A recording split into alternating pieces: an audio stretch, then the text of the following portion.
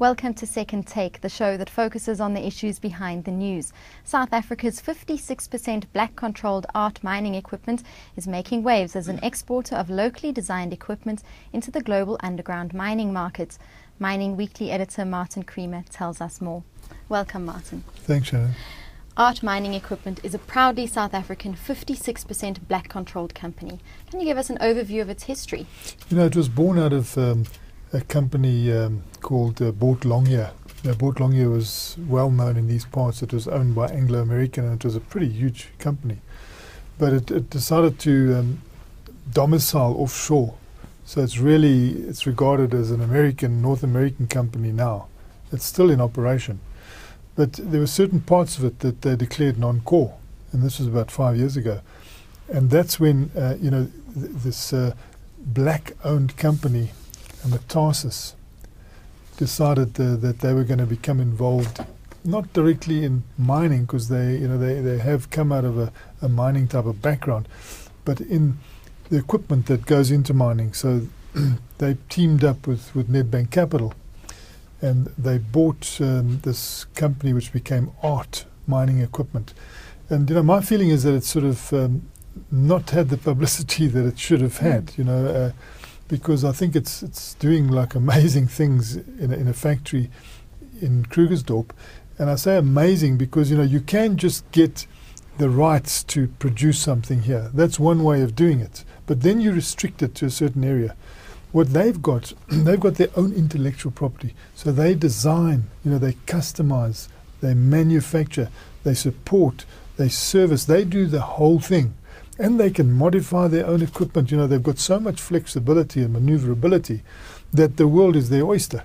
And, you can see that they have realized that because they are into Africa, they are into North America, they're even into Europe, and they're looking at Australia. So that is the flexibility you get when you've got your own IP.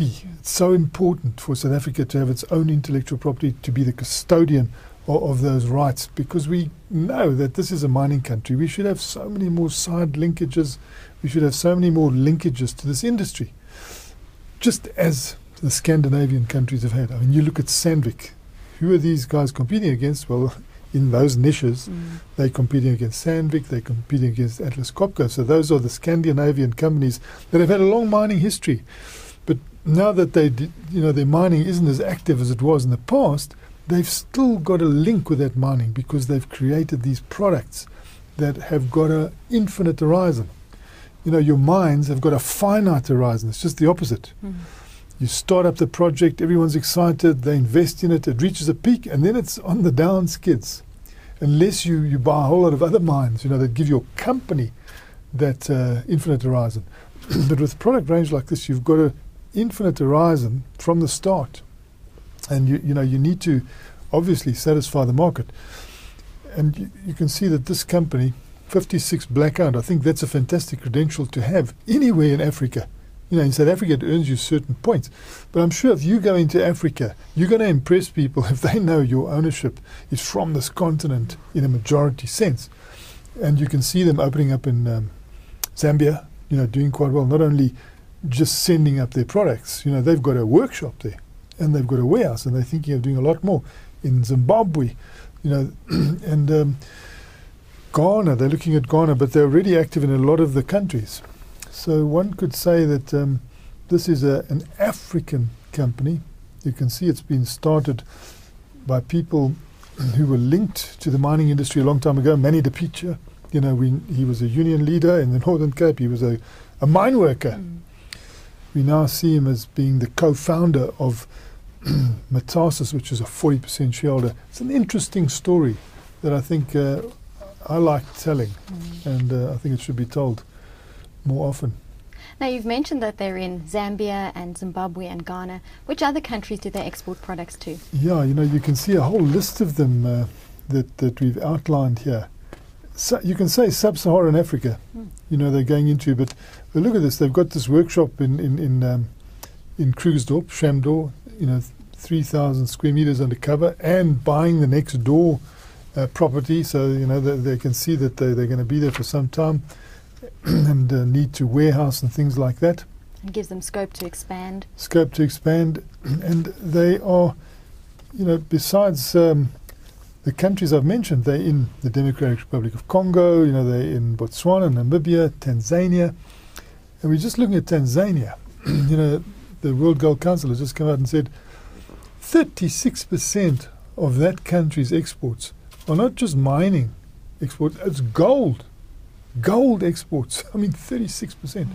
So you can see the contribution that mining plays, and now the contribution that mining equipment can play. These side linkages, these backward linkages, all the other linkages you talk about, they can actually create a lot of enterprise activity, and fairly high level, because they're introducing new technology along the way with their drill rigs and their load haul dumpers and all the rest of the products that they're exhibiting. Also at Bauma, they exhibited at Bauma, so they're reaching that sort of level. They're starting to catch the eye. Any chance they're moving off the continent of Africa? Well, when they look at countries like Australia, you might find they get a presence there. It's not easy to break into these markets. They'll probably find that this is going to be their base forever. But they want branches, around the world, and the mining companies want choice.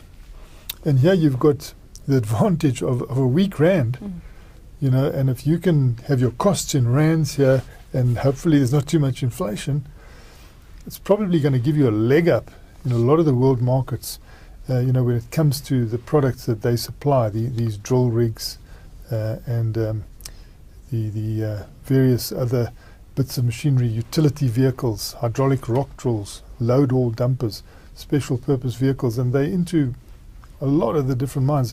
In the field, they've already got 1,550 low-profile LHDs and 3,000, hydraulic rock drills. I interviewed Anton Wheeler, but it was like our 10th anniversary, because I had interviewed him 10 years ago when he was at Impala Platinum, and he was in charge of ultra-low profile, vehicles and equipment, because we have this narrow reef in South Africa, 1 meter height that you've got to work in. So he was pioneering these ultra low profile, where you're almost in a reclining position, because you've got to go down so low, and you're in these vehicles that do the drilling, etc. And that has not really advanced as fast as I thought it would. In the meantime, of course, we've got Mark Udafani coming along now with Anglo Gold Ashanti, and creating a different way of cutting rock, which may also play a big role in that very low profile. But it's good that everybody's aiming at mechanization, and I think this company is as well. Yes, Anton Wheeler believes that that's the way forward for South Africa. And what's your opinion on that? Well, I think that you need to make people very productive. We're competing in a world market, and the world is mechanized. We are behind it. We were hoping that obviously you can get that mechanization going in certain mines. They've got to lend themselves to it. You can see South Deep now, where some of this equipment is going into at the weekend, apparently. That is fully mechanized. It's a fully mechanized gold mine. So it's not something we're used to in the underground scene here. You do get a lot of mechanization in the coal mines because the seams are big enough. Our narrow reef has tended to force us to do manual type of rock drilling. But slowly they're coming in with new ways of doing that, and they have to. Because, the personnel going under there deserve to be paid well. I mean, anyone who goes under there realizes that it's a hell of a tough job. So, and you can see that people who work in mines are demanding more and more money, and rightly so often.